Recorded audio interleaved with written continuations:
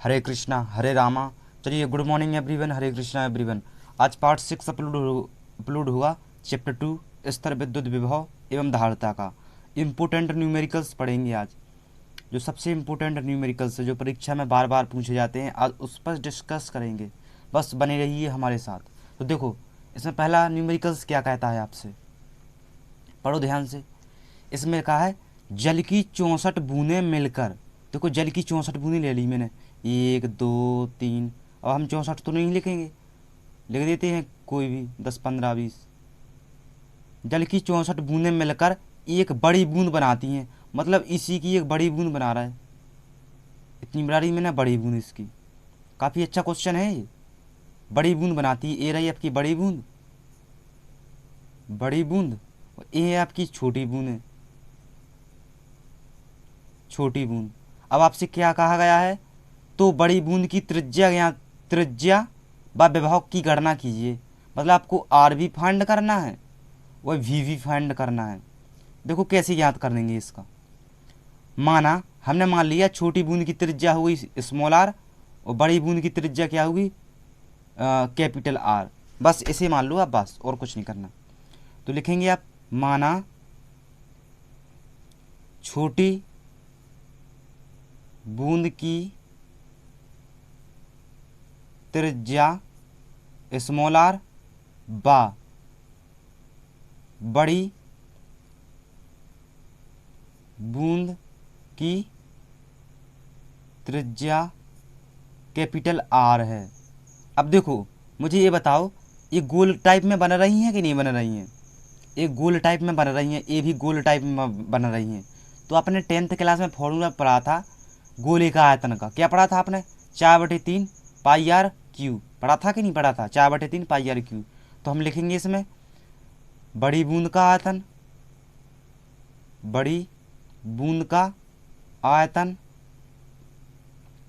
कोई भी ले सकते हैं आप, छोटी बूंद का भी आयतन ले सकते हैं आप। यहाँ पर लिख दो छोटी बूंद का आयतन, छोटी बूंदों का आयतन।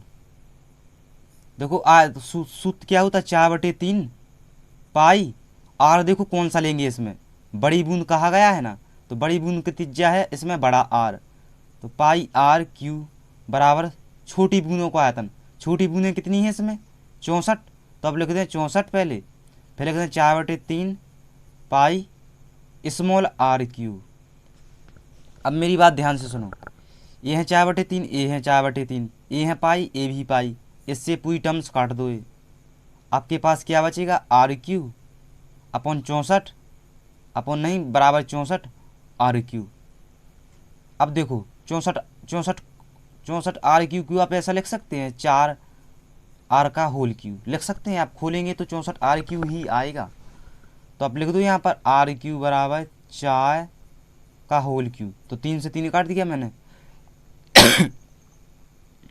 आर बराबर कितना आएगा, 4 आर। तो अपने देखो त्रिज्या ज्ञात कर ली, छोटी बूंद की तुलना में 4 गुना त्रिज्या है इसकी। कितनी है इसकी? 4 गुना त्रिज्या है छोटी बूंद की तुलना में। तो आपसे कहा गया था त्रिज्या व विभव की गणना कीजिए। अब आपको क्या ज्ञात करना है, विभव। तो देखो विभव कैसे ज्ञात कर देंगे। नंबर 1 V1 ले लो पहले, छोटी बूंद का विभव। छोटी बूंद का विभव कितना है, V1 ले लिया मैंने, 1/4 पाई एप्सिलॉन क्यू। देखो आर लेना है आपको स्मॉल आर, क्योंकि छोटी बूंद है इसमें, तो स्मॉल आर। इसे दे दो समीकरण 1। अब लिख दो इसमें बड़ी बूंद का विभव। सिंपल है यार, आप कठिन मत समझना इस क्वेश्चन को। बड़ी बूंद का विभव यानी V2 1/4 पाई एप्सिलॉन क्यू। देखो क्यू, देखो कितनी बूंदें थी इसमें, 64 थी ना, 64 बूंदें। ध्यान से पढ़ो 64। तो अब क्या करूँ, स्मॉल ही इस वहाँ पर 64 लिख दो। क्या करूँ, यहाँ पर 64 लिख दो। बड़ी बूंद की त्रिज्या क्या थी इसमें, आर है ना। बड़ी बूंद की त्रिज्या क्या थी इसमें, आर। बस अब इसे कह दो V2 बराबर 1/4 पाई एप्सिलॉन 64। देखो आर बराबर कितना आया था आपके पास, 4R आया था ना, अभी निकाला था अपने, आर बराबर 4R। तो अब 4R लिख दें आर की जगह पर। अब 4 को 64 से काट दें तो कितना बार करेगा, 16 बार। V2 बराबर 1/4 पाई एप्सिलॉन 64 क्यू तो आपने लिखा नहीं है यहाँ पर, 64 क्यू अपॉन आर। अब मेरी बात ध्यान से सुनो, 1/4 पाई एप्सिलॉन, यहाँ पर भी 1/4 पाई एप्सिलॉन है, क्यू बटे आर, यहाँ पर भी क्यू बटे आर है। तो इसकी टर्म्स की जगह पर कितना दी गई V1, तब ऐसा लिख दें, इस पूरी टर्म्स की पर V1 और 16 लगाए तो 16 लिख दो आप यहाँ पर। तो ये आ गया बड़ी बूंद का विभव छोटी बूंद की तुलना में कितना, 16 गुना। 16 गुना, ये रहा आपका आंसर। काफ़ी इंपॉर्टेंट क्वेश्चन है ये, इसमें रहे आपको ध्यान से करना है एक एक स्टेप। अब 3 बार इस क्वेश्चन को करें, अपने आप आ जाएगा आपको। ऐसे क्वेश्चन में आपको कभी भी परेशानी नहीं होगी। चलते हैं इसमें दूसरा क्वेश्चन भी बिल्कुल सेम है, इसी तरह है। पढ़ो जल्दी से, दूसरा क्वेश्चन क्या कह रहा है आपसे। पारे की 27 एक समान छोटी बूंदें, देखो पारे की छोटी बूंदें ले ली मैंने, सपोज दैट ये है आपके पास छोटी बूंदें। कहा गया है विद्युत को 10 वोल्ट तक आवेशित किया जाता है, इनको 10 वोल्ट भी दिया जाता है, कितना, 10 वोल्ट। आपसे कहा गया यदि इन बूंदों को मिलाकर एक बड़ी बूंद बनाई जाए तो बड़ी बूंद पर विभव क्या होगा। बहुत इंपॉर्टेंट क्वेश्चन है ये, इसलिए मैं करा रहा हूँ। देखो बड़ी बूंद बना रहा है, बड़ी बूंद मैंने बना दी बड़ी बूंद, तो वैसे ही जैसे पहले करेंगे, माना और पढ़ो इसमें बड़ी बूंद बनाई जाए तो बड़ी बूंद पर विभव क्या होगा। पहला विभव तो आपको दिया गया 10 वोल्ट, आपको क्या याद करना है, V2 यानी दूसरा विभव। तो ध्यान से पढ़ो इसमें आप, माना छोटी बूंद की त्रिज्या स्मॉल r है, बा बड़ी बूंद की त्रिज्या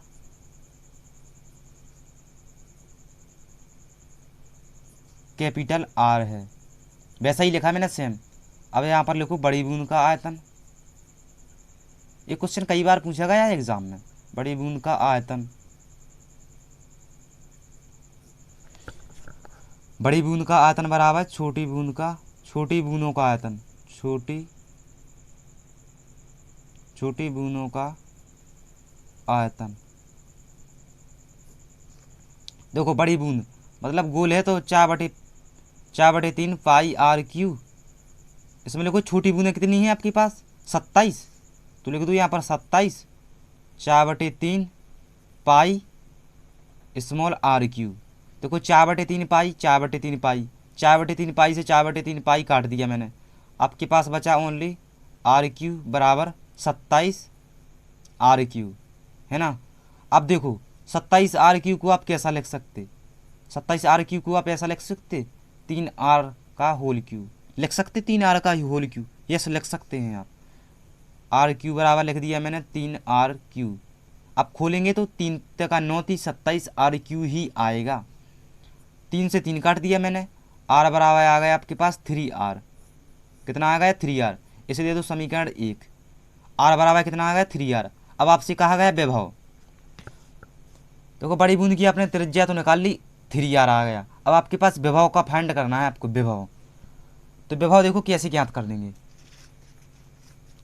इसमें ज्ञात करना है आपको विभव। देखो अब लिखेंगे इसमें छोटी बूंद के विभव यानी V1 1/4 pi epsilon q upon r, इसे दे दो समीकरण 1। इसको भी समीकरण 1 दिया था, इसको भी दे दो समीकरण 1, लेकिन आपको V1 दिया गया था, यहाँ पर V1 आपको दिया गया था 10 वोल्ट, तो 10 लिख दो आप यहाँ पर, 10 बराबर 1/4 pi epsilon q upon r. वैसे ही सेम है, कुछ ना दो इसे दे दो एक समीकरण। अब लिखो यहाँ पर दूसरी बूंद का विभव यानी V2, कितना बड़ी बूंद का विभव V2, तो कितना होता 1/4 पाई एप्सिलॉन। देखो कितनी बूंदें हैं, आप इतनी 27 बूंदें हैं ना इस क्वेश्चन में, तो 27 लिख दो आप, 27 क्यू आर। आर बराबर देखो कितना ज्ञात किया था आपने, आर बराबर ज्ञात किया था आपने 3 आर, तो आप लिखते हैं यहाँ पर 3 आर। 3 से 27 काट दिया मैंने, कितने बार कट रहा, 9 बार। तो V2 बराबर लिख दो 1/4 pi epsilon 9 q upon r, समीकरण नंबर 2। अब समीकरण 1 को समीकरण 2 से डिवाइड कर दो, समीकरण 1 को समीकरण 2 से भाग करने पर